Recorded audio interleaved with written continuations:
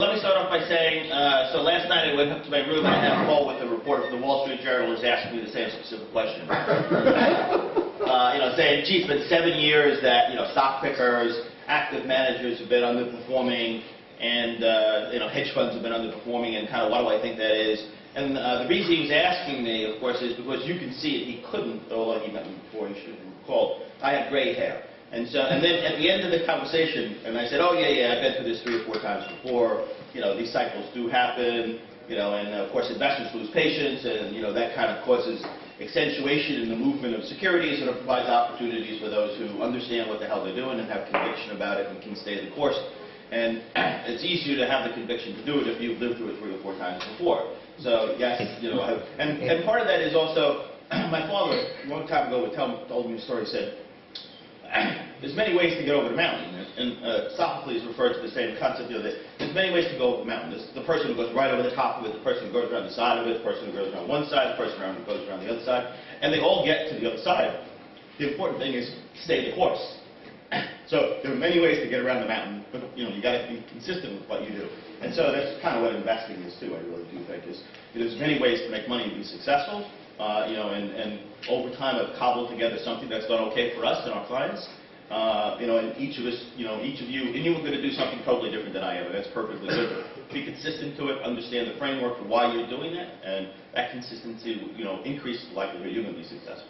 So, in terms of active managers, it's an ebb and flow, and the fact that ETFs are successful, and the fact that, some things are successful, then draw more capital to it, make it more successful. I have a good friend of mine who works for the Bank of New York, so he's as old as I am, and he said to me, boy, the way passive management is working and the lower fees, and, we're talking about in the U.S., fiduciaries have an obligation to have the lowest cost, service providers, therefore more money is going to go into indexing and passive investment, and it's just going to continue to get better and better. And I said, you're absolutely right. It will continue to get better and better. The trends in like physics, so body in motion tends to stay in motion.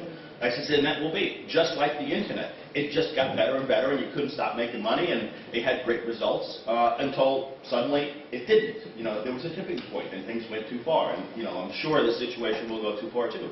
In terms of you have blind purchase of securities without regard to what the valuations are.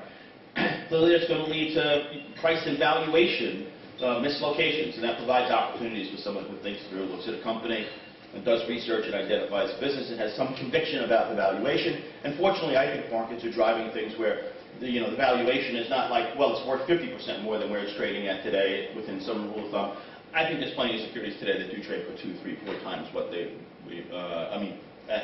kind of discounts and have that kind of appreciation potential. So I think the opportunities, and people also will say, well, the U.S. security markets are really high today, the indices are all-time highs.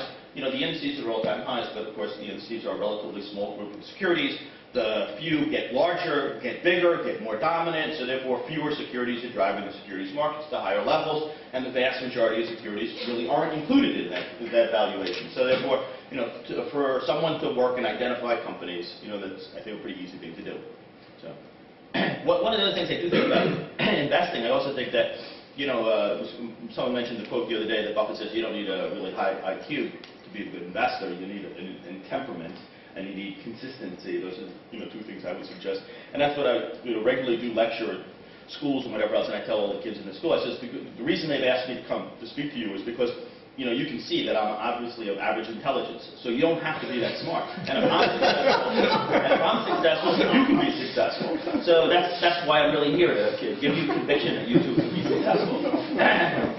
And to a certain extent, I think I've kind of proven that. So I've had the business for 33 years. The fund I run, I've actually run for 36 years. So when I worked for Gabelli, I started the fund kind of on the side, and at the time he said, yeah, sure, you can do that.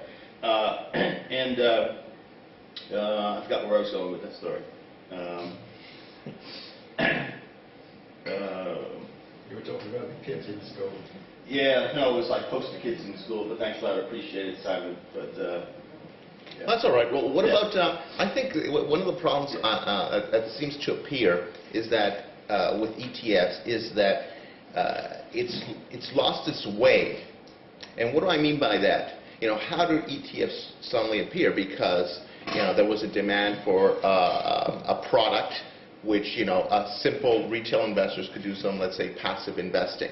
But at the end of the day, there's so many ETFs, it's no longer passive investing. So actually investing within the ETFs has, in a way, become active investing within itself. ETFs are manifesting and displaying exactly, in '08, Bogle said, the father of passive investing and index funds, said ETFs are a bad thing. And the reason he said and it's not fundamentally they're bad. It's not like anything is fundamentally bad.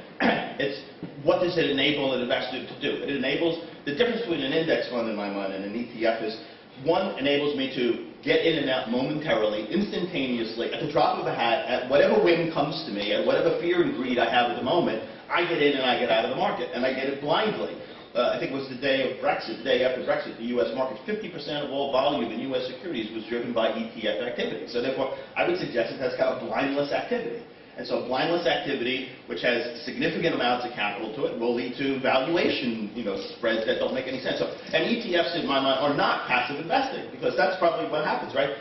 Peter Lynch has said that he lost more money for people over time than he made for people.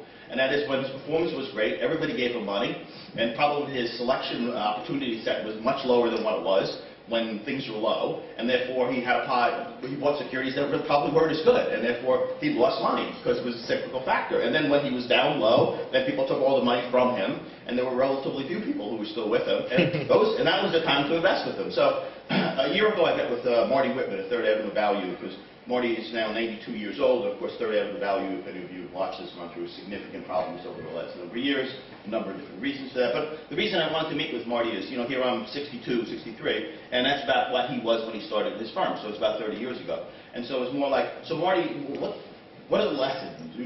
How do you think about investing? What should I do? What should I not do? And there were two things I was really interested in. One of them is mutual funds. And the other one of them is he sold the firm, and the impact of selling his business. And so he starts off by saying the last thing you want to do is run a daily liquidity fund, because what happens is when you have the best opportunities is going to be when your performance has been the worst, and you're going to have people taking capital from you, forcing you to sell these securities that you have high conviction on, that you can gain further conviction on because the price continues to go down, and they get the disparity between price and value gets wider and wider, and you're forced to sell them. At the same time, after you've done well for a period of time, capital flows in, and therefore the opportunity set is is much smaller, and then yet you have to invest that capital. So over time, you're always getting money at the wrong time, and they're taking money away from you at the wrong time. Now, I will tell you, at the end of our meeting, and I went back to and I said, okay, so let me go through the list of things he said. The first one was, never run a daily liquidity fund. He said, I didn't say that. So, but he launched into that at the beginning of the conversation. So that's what I think is. If you're a passive investor, an index fund, I think, is competition for an active manager, because that's investment. ETFs are not.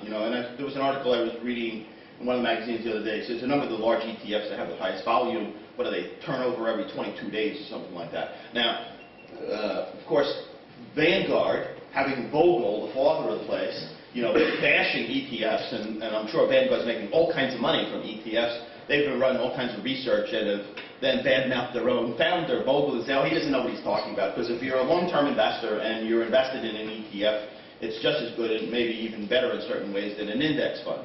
And he says, yes, but that's not the nature of what you've created. That security that you could trade instantaneously is not for someone who is a long-term buy and hold, invest money, dollar cost averaging. That's not what someone's going to do with an ETF. It's kind of like you will do bad things with it, and that's what they're used for. So I would suggest that that's one of the problems with ETF. And it's not an active investing issue versus a passive investing issue. It's a speculative issue versus an investing issue. If you want to be an investor and you want a passive mechanism, and for most investors, passive investing really does make sense, right? So we all know active managers underperform, the indices over time. And so, and you know why that happens, right? Because fortunately, most of you here are not with large institutions. Maybe at one time in your life you were a large institution, but now you're not. And so you don't have the constraints of a large institution. So institutional investors are no better than retail investors, right? This quarter, performance, they talk to analysts and they invest in securities based on this quarter, maybe the quarter after. That's about the time horizon they look at things. So, if you're doing the same thing, you're managing money, you have the same approach, therefore you are buying and selling securities. The turnover in, actively managed accounts is like tremendous. So those aren't investors, those are speculators.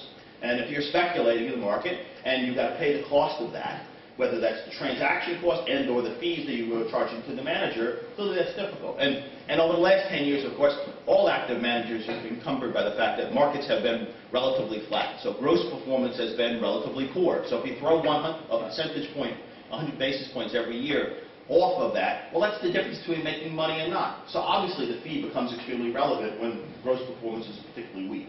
I don't think that we're in a new environment where you constantly have that. Now, given the current interest rate world, I guess, plenty of people who are going to go to the Berkshire meeting, Charlie Munger regularly talks about a 5 or 6% gross return for equities over the longer term, with the intermediate the next 10 years.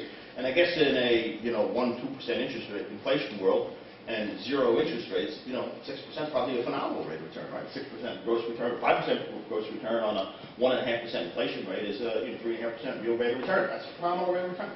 So I guess in this interest rate world, now of course this interest rate world, I just can't see how this persists. Of course I've said that for 8 years.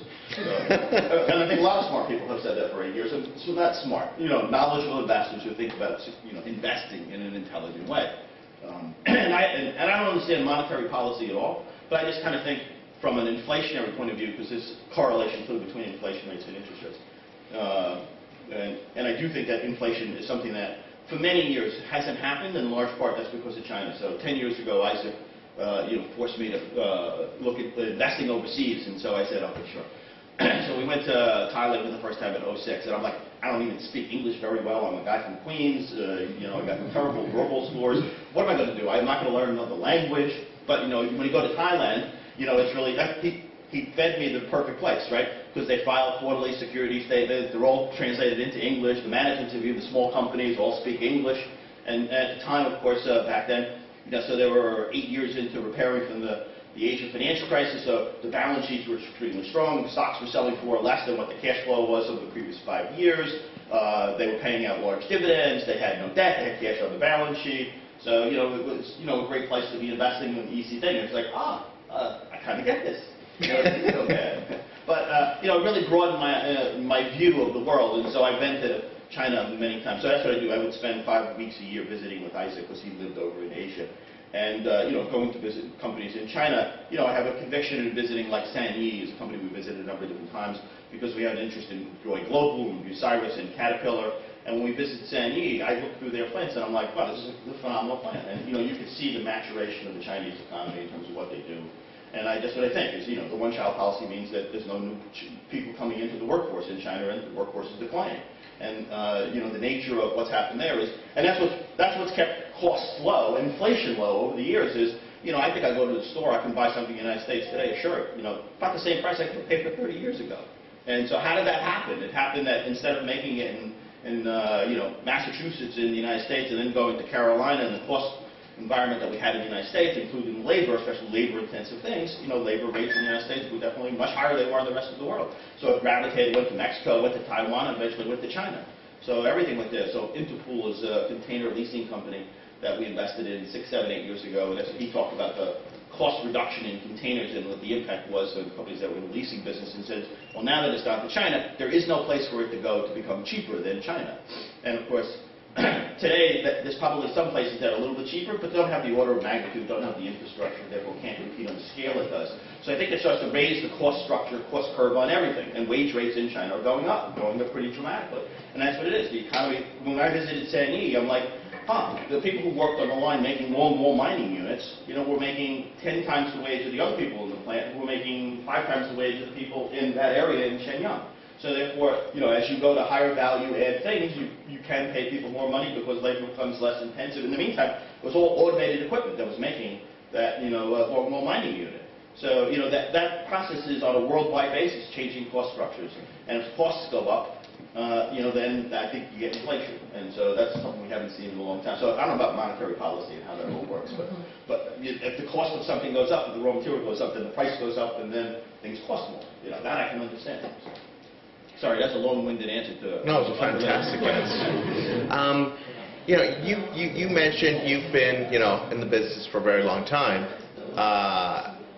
A lot, 3, 4 times longer than most of us here. So... Okay, and maybe not 3 times so wide about how old you are.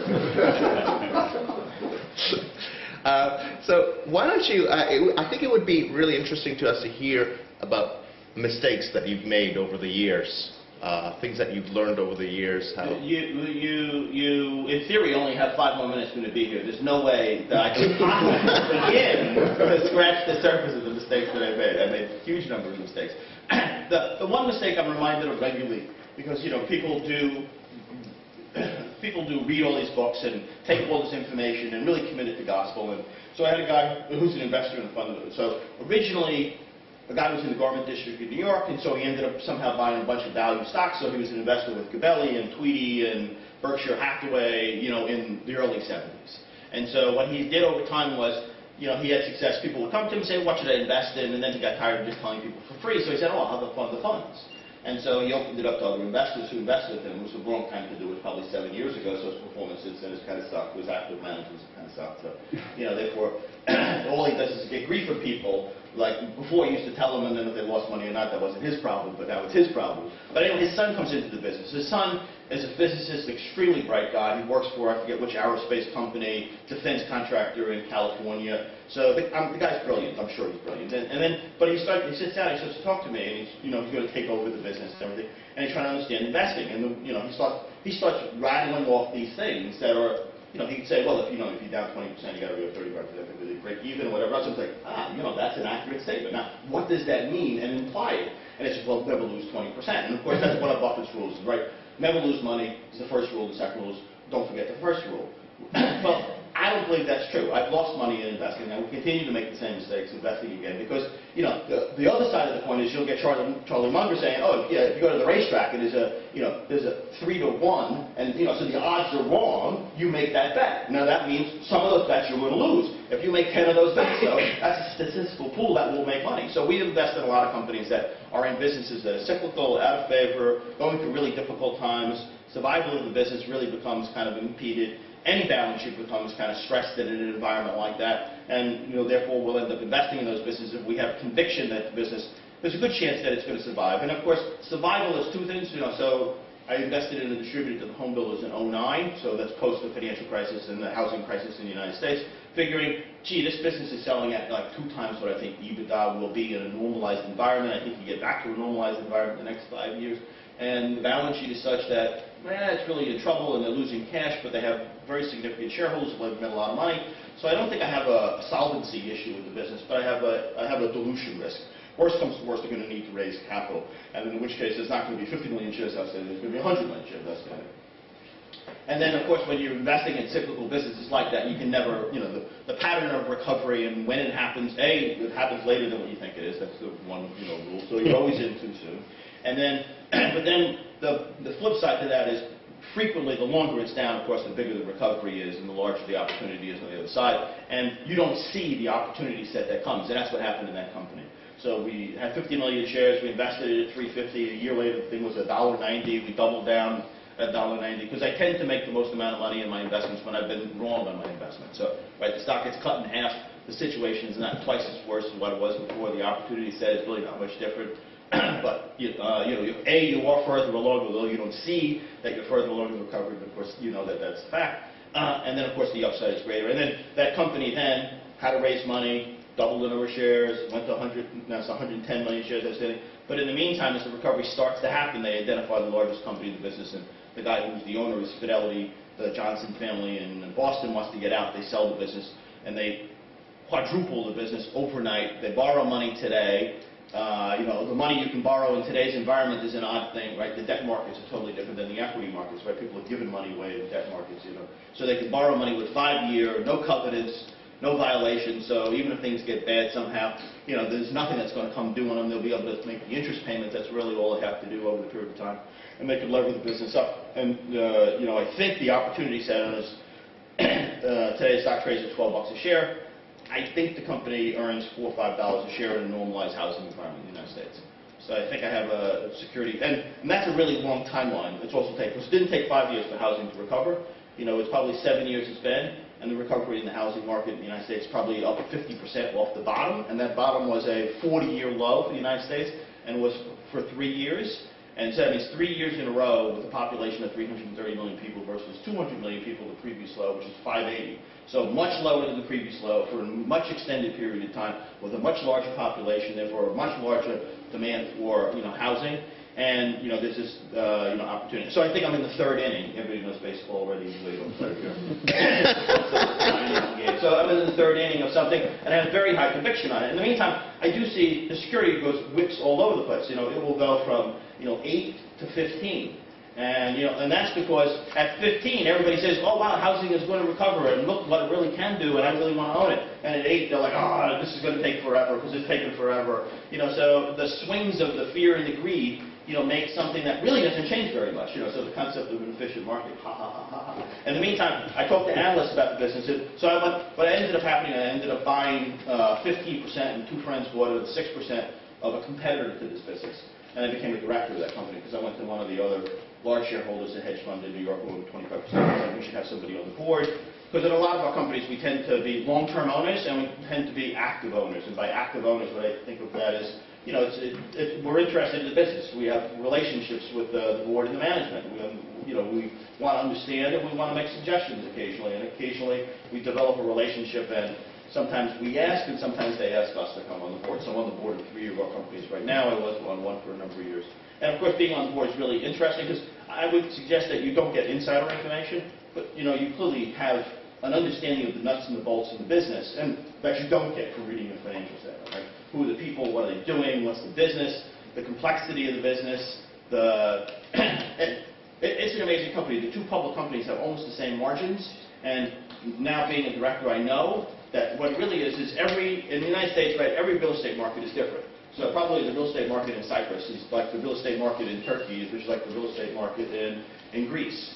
They're all totally different, right? So the real estate market in Florida, in Jacksonville, is different than the real estate market in West Palm Beach, which is different than the real estate market in Texas. And in Texas, people would say, the analysts would all say, oh, how much exposure do you have to Texas? Oil prices are down, therefore earnings are going to be hurt for the next quarter. And I'm like, wait a second, you didn't ask the right question.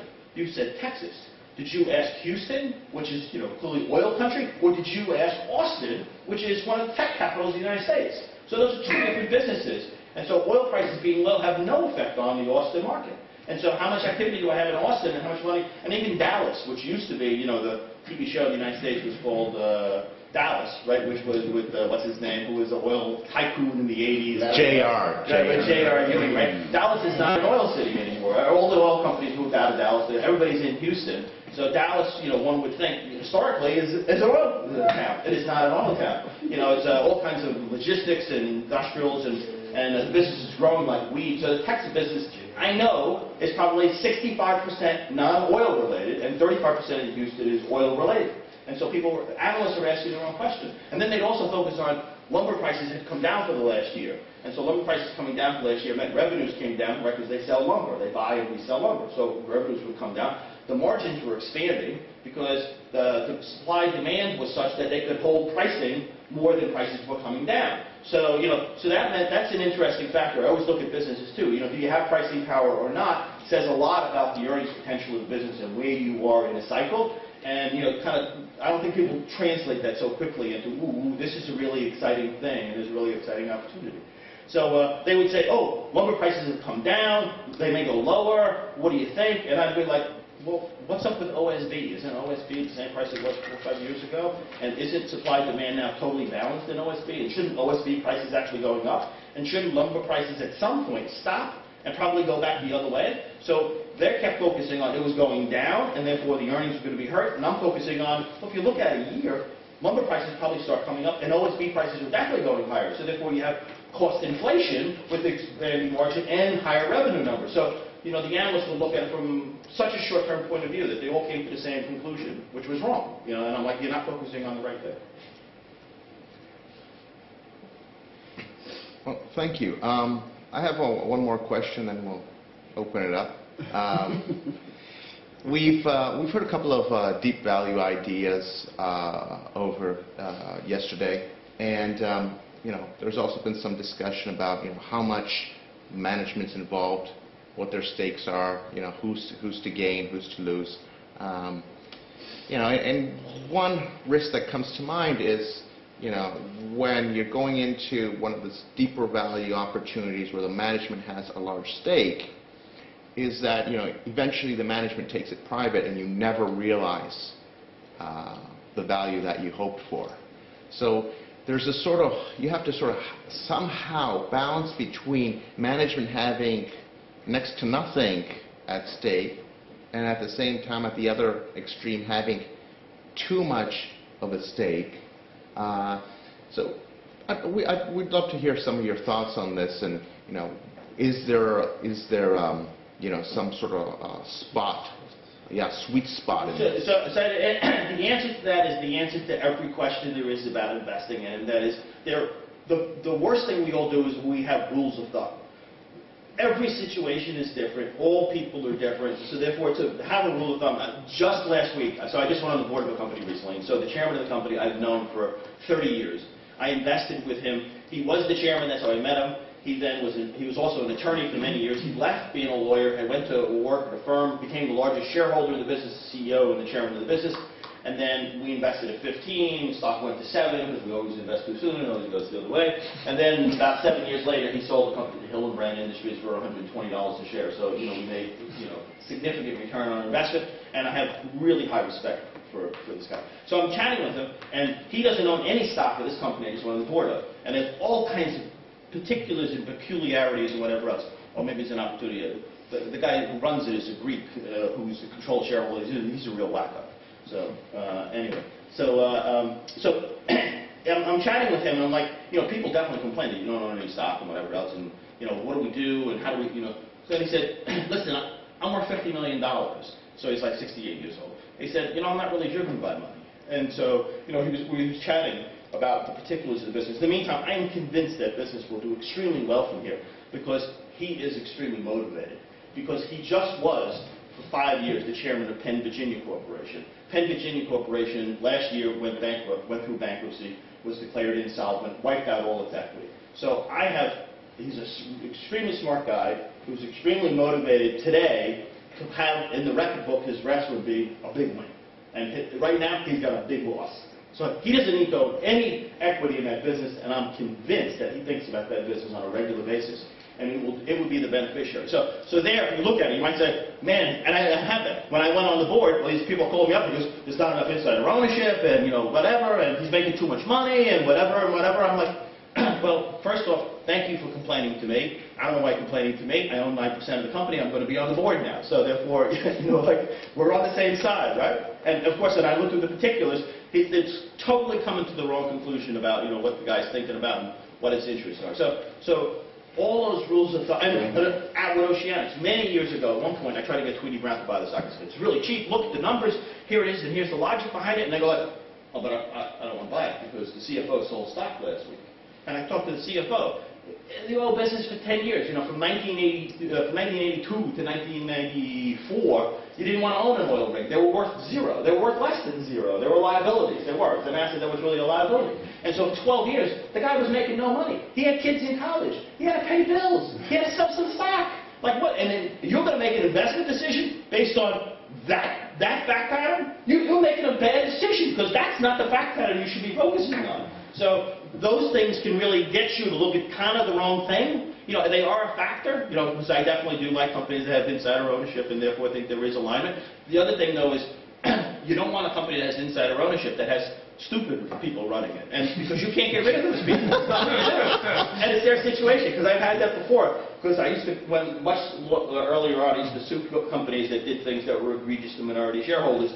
And I realized that a judge can't say, oh yeah, the control shareholder did something stupid. He can say, I violated the rule, he shouldn't have done that, procedurally shouldn't have done this, but he doesn't know what's the judge know. The judge knows less than the management knows about how to value create. And if they're a control shareholder and they don't understand capital allocation, make bad decisions, you're stuck with that. That's what you bought, that's what you got. It's tough luck. Hook it up. I'm over my time. Well, that's all right. We're not sticking to time okay. at this. Okay, that's right. It's Cypriot time. Cypriot time. So yeah.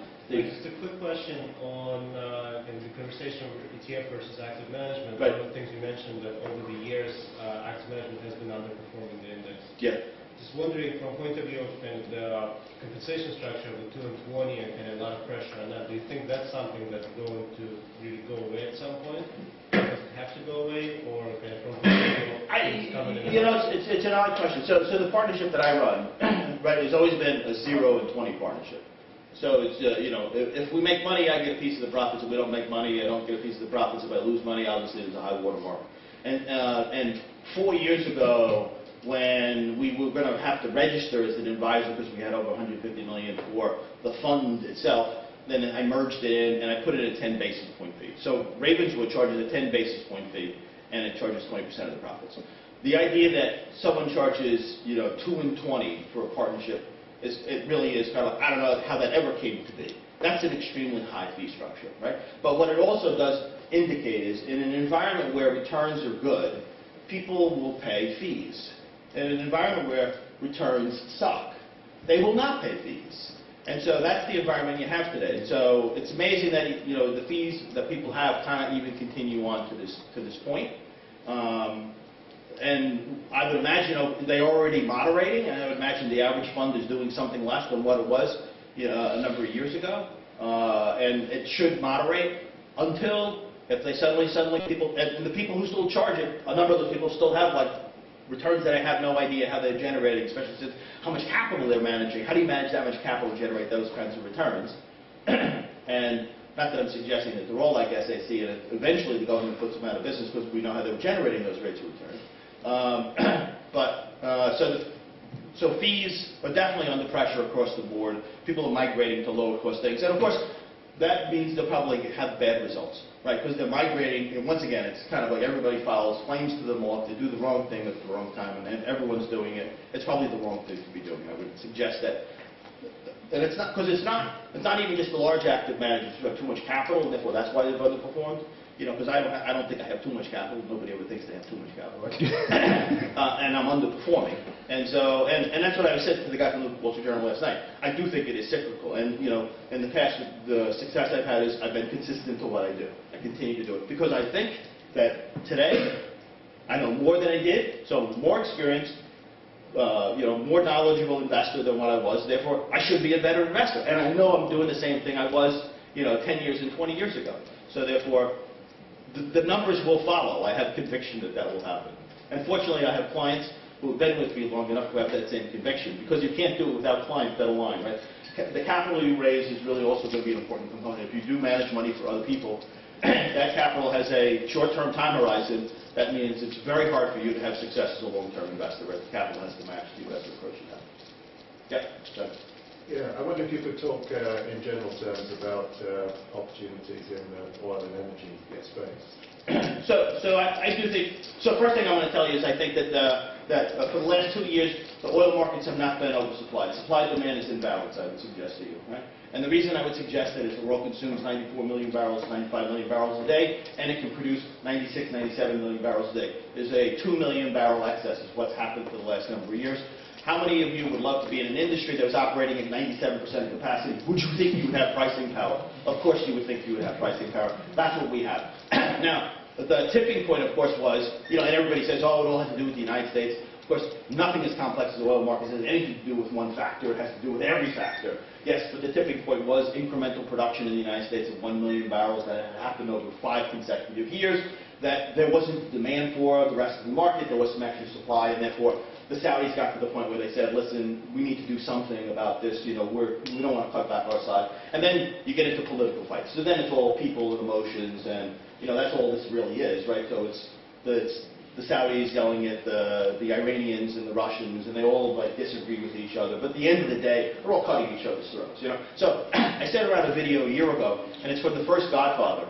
And in the video, it's a clip that has all the 5 families of all the mafia heads in New York City get together, and they go around and they introduce the head of all the families, and then it comes to Marlon Brando playing Don Corleone, and he looks around because his son had just been killed. One of the other family whose son had just been killed, and so they go through this conversation, and he looks around and he goes, "How do we let it get this far?" And that's my impression of what OPEC is. So it's not just OPEC, right? So Russia's not a member of OPEC and produces as much oil as Saudi does. And eventually, all of these people cannot sustain the current price, and have clearly the ability to do something about that. By, what's the economics? Go through the economics of Russia or the Saudis producing 5% less for how much higher price? Any person in the first grade of arithmetic can figure out you can make twice as much money by selling 5% less. And because that's what his price is all profit, right? Because it all goes to the bottom line. There's no incremental cost as prices go up. So therefore, anytime they want, they will cure this problem. And they have a vested interest in it because the Saudi government is not solvent over a 10-year period with the current price environment, right? Yes, they can have low cost of oil, but that's not the equation that's really relevant. The important question is how much do they raise, and therefore how much is their social budget to keep the regime in power? Because otherwise, that's what I say, the king of Saudi Arabia will be looking for a home next to where the Shah of Iran moved to, in 1979. So, he has financial needs that need to be met. In the meantime, there's two pieces of oil, right? There's oil in storage and there's oil in the ground in wells that have been drilled.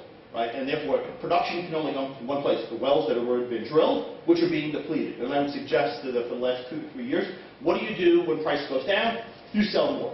So to the extent you can sell anything, you are selling whatever you can. And that is including damaging wells by, unchoking the well and therefore producing more out of that particular well. So what that's doing is depleting the resource. It needs to be replaced because the demand continues to be there. Demand continues to grow by close to 1 million barrels a year. So where is that going to come from? At some point, there's the same tipping point that 1 million barrels a day incremental from the United States did on one side, on the other side. The longer it doesn't happen, the bigger that disparity is going to be between what you can produce out of existing wells and what the demand is going to be. So therefore, there's a corrective process. And so I would suggest in cyclical businesses, what you want to do is find companies that clearly have the financial situation, the staying power to make it through however long that is. So therefore, as I also said, and maybe 1 or 2 people have heard me, the one thing I know about investing in energy for the last 50 years is I have no clue where the commodity price will be in the next 6 months. And anybody who tells you they do is just making it up, because who the hell knows, because there are already so many parts of that equation. But what I can tell you also is if there's a full conviction that it will be higher, and next 6 months it will be lower. And if there's full conviction that it will be lower, it probably won't be. So therefore, those perceptions, and then of course that's magnitude and amplified by security prices, because people, I don't want to own that thing because, who knows, it's going to be here forever.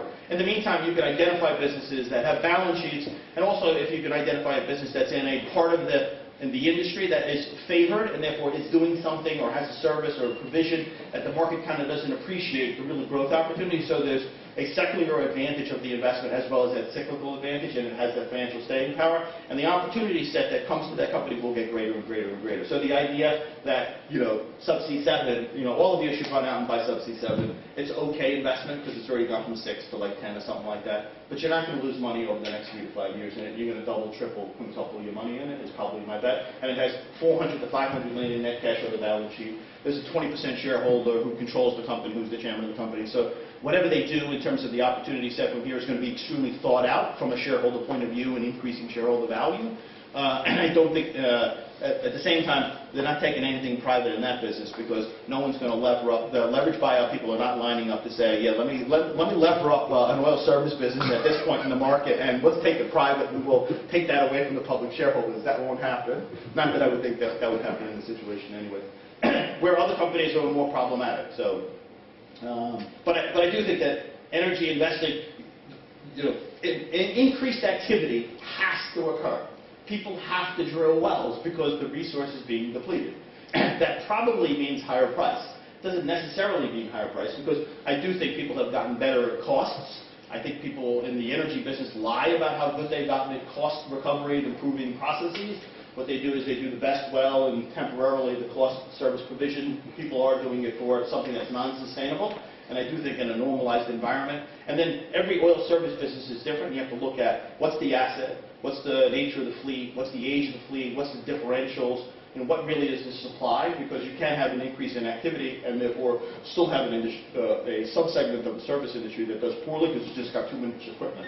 Because that's what happened in the offshore drilling rig business. Right? For 15 years, drilling rigs were in oversupply. Because in the 70s, when they first built drilling rigs, they built too many of them, and the demand wasn't there for a decade.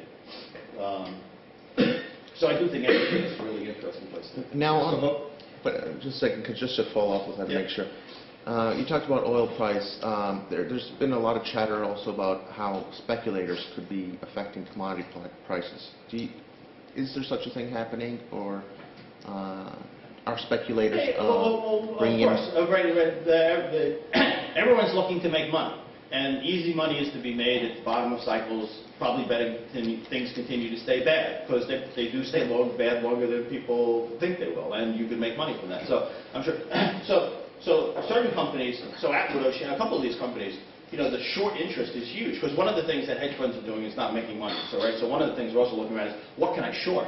And so, there are people shorting stocks that, they're short Atwood at 1/10 of book value, and the bonds are trading at 80, which based on interest rates that means this is a totally money good bond, and it's a subordinated piece of debt with a big piece of bank debt above it.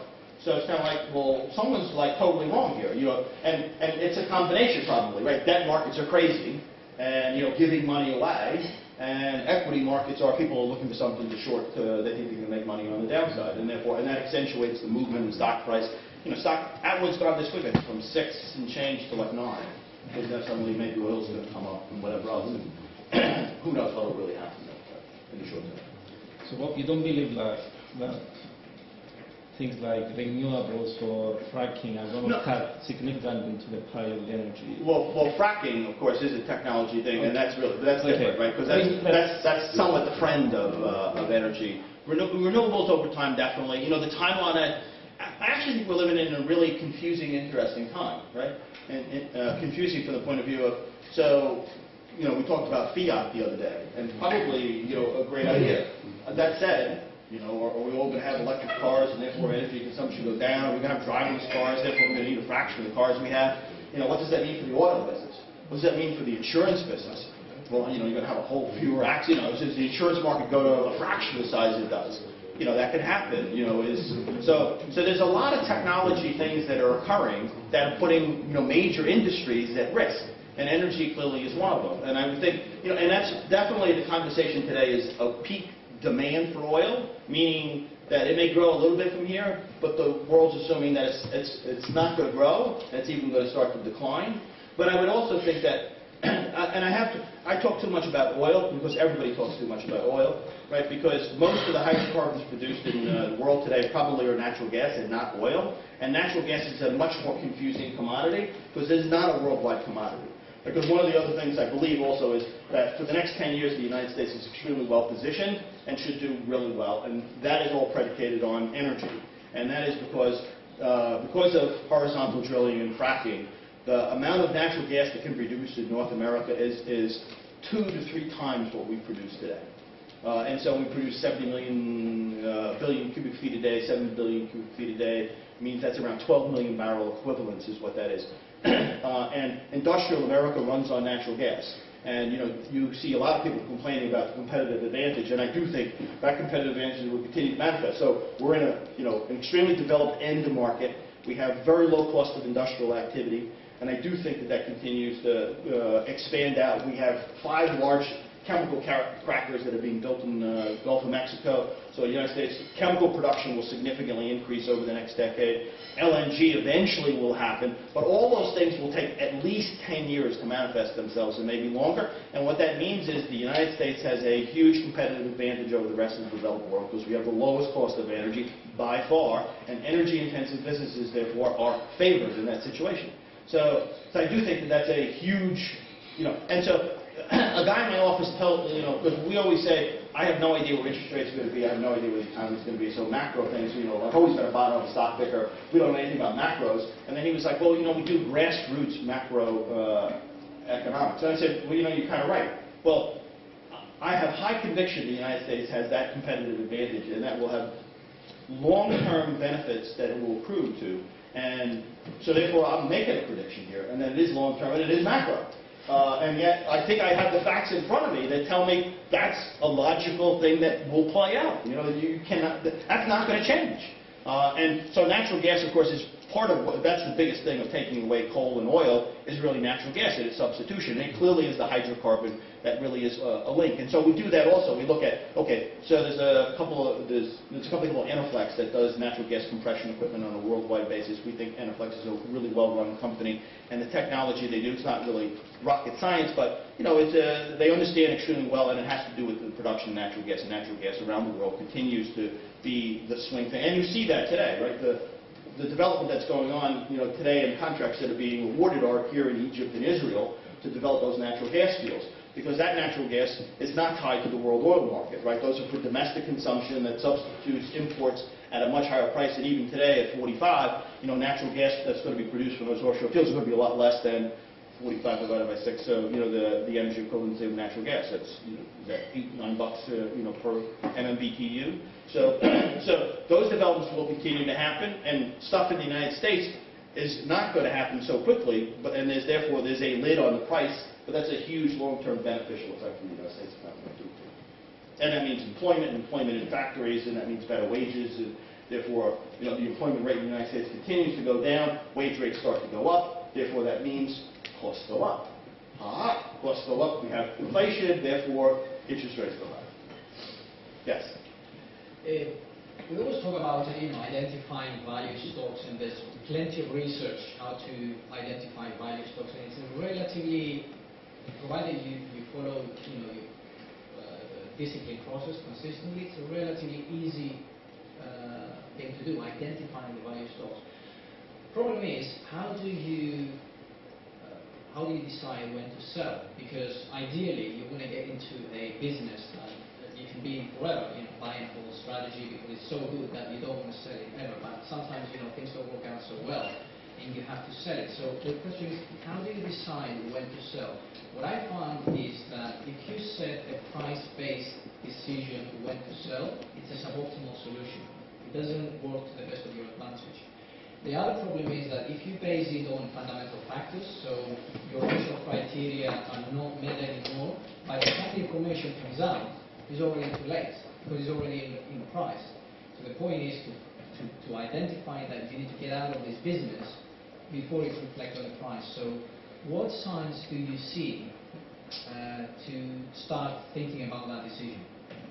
What I can tell you is, my opinion is that you're absolutely right to set predetermined limits, at some previous time, potentially is a formula for suboptimal results, that every situation is different. But that's the real key. Every situation is different, and I would suggest that there are no rules that you can put in place to come to that conclusion. You will make judgments, and some of those judgments will be wrong. So our situation, here's an example, right? So we invested in a company, it was originally called Ethel Corporation.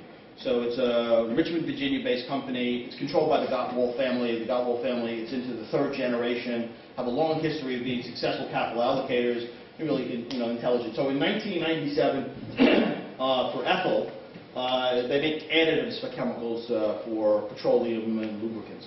So they had acquired two companies, so Texaco and Amoco. They consolidated the business down. There was only 4 people left in the business. There's significant barriers to entry. They're spending significant amount of money every year on R&D. And so what they decided was, okay, so the balance sheet's in pretty good shape, and we already bought the competitors. Nobody else consolidate. So what do? We'll buy back a bunch of stock. So they bought back a third of the outstanding shares. The family didn't sell any stock, so the family owns a much bigger interest. And that all happens at 45. The next thing you know, the business suddenly is in a difficult period, because Chevron has a subsidiary. They built a plant in Asia because in 1996, 97, everybody knows Asia's going to go through the roof. It's only going to go one way. They built a new plant to satiate the demand in Asia. Unfortunately, the Asian financial crisis happens, and suddenly you don't need the plant. So supply and demand gets out of balance in this oligopoly business. Therefore, pricing gets weak. So the stock goes from 45 to 38. So we buy some stock at 38 a year later, thinking, hey, the family didn't sell any stock. They bought back, they thought it was worth at least 45. You can buy it for a discount to that. Well, it proceeded to go from 38 down to 4. Okay? Because what had happened was they had levered up the business, and the business got really tough. Then 2 of the competitors were Valvoline and I forget the other motor oil company merged, and they went around to all the companies and said, who's going to give me the best deal? The capacity was oversupplied. They got the 4 competitors got extremely competitive. Prices got worse. So the business was declining. So many years later, it gets to now 15, it started to rebound. In the meantime, they paid down debt from $700 million down to $100 million. The next year, I looked at the numbers, and I go to the CFO, and I say to him, next year, you're going to generate $4 in free cash flow. Stock trading at 15. And I said, because here's my numbers, here's the whole thing. And he's like, yeah. He said, no, you're going to do that. He goes, from your lips to God's ears. Because what had happened, he had lived through 1997, through that period of time where the stock had gone down, he had too much debt, he's under pressure, he had no pricing power. In the meantime, pricing power, if you could see that in the business, that potentially is really important, because that's what had happened.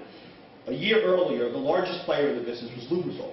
Lubrizol told everybody we were a growth stock, we could grow top line. There was no growth in the business, so 1 to 2% growth business. So not only they were growing businesses, trying to take it from somebody else, and therefore their pricing was horrible. What they did was they went out and bought a chemical company that was additives for hair care products that really had growth to it.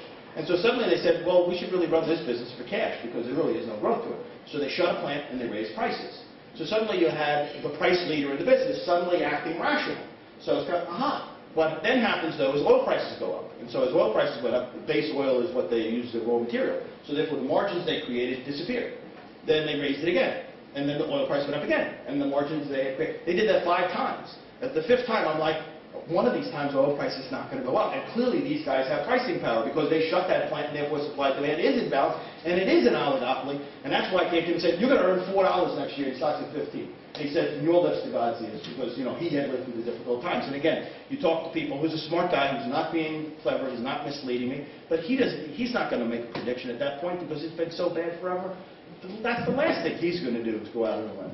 And so next year, I go out and buy a lot of stock. I become a 13B holder in, and I load up on the stock at 15. I'm like, oh wow, I'm going to make a lot of money on this thing. 18 months later, stock's at 38. I'm like, and I'm making $4. I was like, hey, I'm a hero. $4, that's pretty good. And I know this is a low growth business. I know there's really no margin improvement from here. 38, $4. I set a price. I didn't set a price limit, but I'm like, 9.5 times. That's kind of full value. So I start selling stock at 38, and then a number of months later, the company starts buying back stock at 48. Then they start buying back stock at 62. So I start selling a little bit more stock. I'm like, that's really odd. What are they doing paying this kind of price for it? At the end of 2013, I sold the balance of my new market stock after we got a $25 dividend, because they put an increasing tax rate on dividends. So you got a $25 dividend. I sold the balance of my stock at $275 a share. So I spoke at a conference in Toronto and said, what's the biggest loser of all time? It's absolutely got to be Newmarket. Because, and today the stock sells for about $400-something a share, and it earns $20 a share.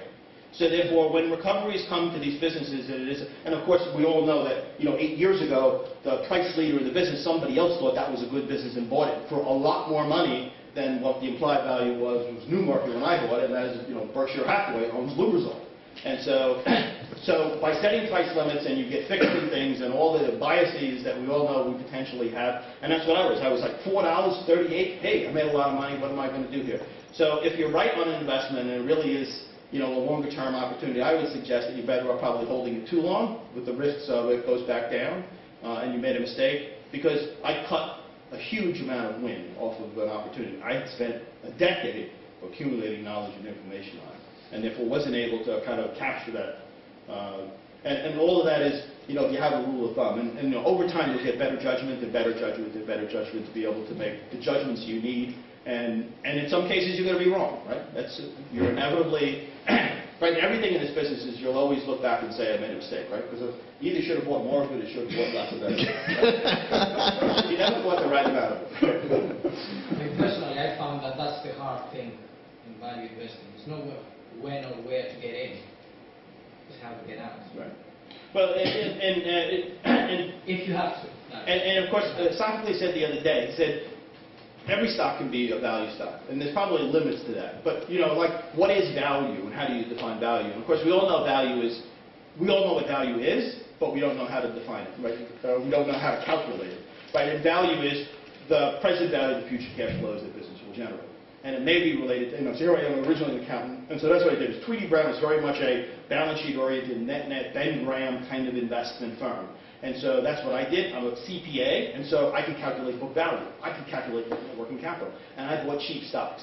So that's what happened was, over time, I looked back and said, okay, which cheap stocks worked out and which stocks didn't? Because, assets book value of assets, we all know, is irrelevant. It doesn't tell you the earnings power of the asset. Accounting doesn't tell you that. And therefore, you make a lot of mistakes. But what we did find out was there were certain businesses that really performed really well. And why? Either the business really was probably a pretty good business just going through a difficult time, and therefore the valuation was particularly poor, and or the management or the control shareholders was a smart capital allocator, and therefore allocated capital intelligently and really grew the business over time. So that's what we do today. We try to focus on identifying companies that are cyclically depressed, that we think have close survivorship capabilities through the downturn, and therefore we think they're trading for a significant discount to what the normalized earnings power of the business is. And then we tend to be in them, and we want to be in them for a long term, because probably when the recovery comes, it ends up being later than we think, but it's longer than what you think, and there's an opportunity set in front of that company to take advantage of what's happened in its industry. You just said smart allocator. So what do you look for in a smart allocator? Yeah. It's tough. It's mainly a record. Can you see something that they've done? But also intuitively, what they say they're doing, how they think about what they're doing. If you have any sense of the marketplace in terms of what you would think is a smart thing to be doing at the right time. So that's a very difficult subjective judgment. That the more mistakes you make, the more things you learn. Therefore, the better your judgment is probably to make less mistakes the next time. Okay, so you don't look like, for example, something like, when did they do this CapEx? Was that, a right sort of move? You could do that, but I think you also probably shortchange yourself too, because there will be companies, it's kind of, probably most people don't get it right all the time and don't get it wrong all the time. And so just because they got it wrong sometime, to then say, well, that's it, they're stupid people, I think that that's not a fully thought out opinion, right? The world is not black and white. That's all. Right. Can you talk a little bit about how your team at your firm has evolved, and what challenges you see in the teamwork aspect of that investment? And that's where I lost my train of thought with the students before. So, and what it is so the firm is very entrepreneurial, right? So I'm not a good manager. I'm a person who says, these are the things, this is what I want you to do, go out and get it, did you do it, whatever else. Instead, I have people who come to me all the time who want to be in the investment business, and I see their excitement, judge intelligence, integrity, and say, here's a desk, sit down, and this is how we think about investing, and come up with some ideas. So it's a kind of grow it on your own, and yet there's an environment where you can talk to other people, including myself, in terms of what we think about things, what we don't think about things, and that's what I've had great success at, is with people, because and that's what it is. It's kind of that open environment. And so there were 3 people who started out in my office, 4 people in my office, who today manage money and manage between $50 million to $500 million, who started out as being part of our analyst team and would talk to us. And over time they said, gee, I want to start my own fund. And I'm like, that sounds great, because I do think that decisions by committees on portfolios are extremely complicated to run. It's better to have one decision maker. So on my fund, I'm the decision maker on it. And on the separate accounts, I'm the decision maker on it. On Isaac's fund, he's the decision maker on the fund, and I try to help him out some, and the other people do also. So that individual process in stock picking, I think, is something that also then helps develop someone. And so, we've developed people in the past based on the environment we have. And the environment we have is, free-form, kind of open, floating, kind of, what do you think about something, meeting with managements together. We have regular managements coming to the company, into the office, and so that's kind of the answer, but it isn't really fully the answer probably to the question you asked. So there's probably lots to discuss, but right. I'm interested in the subject of groupthink, and how you can avoid that. Yeah, and my guess would be it's hard. So the other guys in the office over time clearly went on their own, and that is how they think about securities. Because so Mario Sabelli runs probably $300 million, and he was on the board of Shutterfly recently, so he invested in Shutterfly. Clearly, from a deep value, asset-driven kind of investor like I am in cyclical businesses, Shutterfly is not that. Right? There's no tangible assets, but yet he invested in Coinstar, Netflix, and a bunch of other businesses that are not anything that I would invest in, but yet developed time and skill and effort to understand that business, and did that in our environment. So he didn't subject himself to groupthink. And I didn't impose it on him. So, he has the ability to kind of look at what he wants to look at. Jeff Jacobowitz also tends to invest in much better businesses than I do, would never own the balance sheets that I own in a lot of these companies.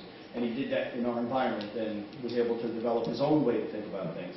Chris Sansone tends to work at much smaller companies with a lot more volatility to him because he used to work at a trading desk and realized that there was no place to work at a trading desk because that's not a career, because that's a computer can replace you. So therefore decided to manage money over time and has had phenomenal success in picking stocks and trading stocks pretty aggressively. So he probably has a bunch of short-term capital gains that we end up with as opposed to long-term capital gains. So each one of those is kind of, starts on a path with us and then starts to find securities and goes that way. And then, come back to me and say, what do you think about this? And I'm like, it kind of makes some sense, but, it isn't my kid. I don't love it, and therefore I'm not going to put it in my portfolio, so why don't you put it in your portfolio?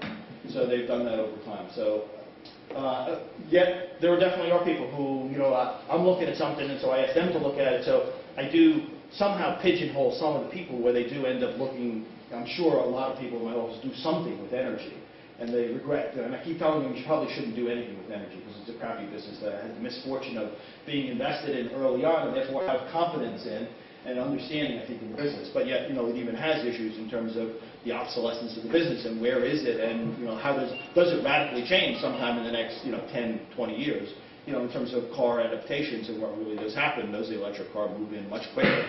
And therefore moderate the energy demands, because of course electric car still needs electricity, so you still need to generate electricity. So therefore, but its efficiency and conversion, I guess, is much better than a gasoline engine. So you need less power to justify and run an electric car. So over time, that would moderate energy demands.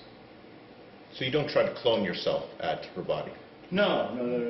Hopefully, as I said, I'm a person of average intelligence. Can't speak English very well. I hope it doesn't be successful. So we recently had someone join us.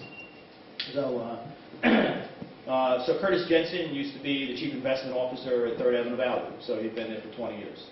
And so we know Curtis from the other part of our business is a brokerage business. So everybody in life looks to replicate someone who's successful. So when I started my business, the two businesses I knew were Tweedy, Brown, and Gabelli, having audited Tweedy for 4 years and having worked at Gabelli for 3 years.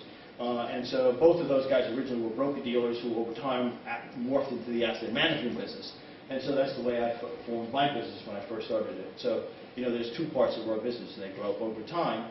And, it's a confusing model for a lot of people because it's not the standard Wall Street model. And people say I should do something different and I should be like everybody else. And I'm thinking, this has worked okay for me, and I'm not going to do what everybody else does. Well, thank you very Sure. much. Well, thank you very, very much.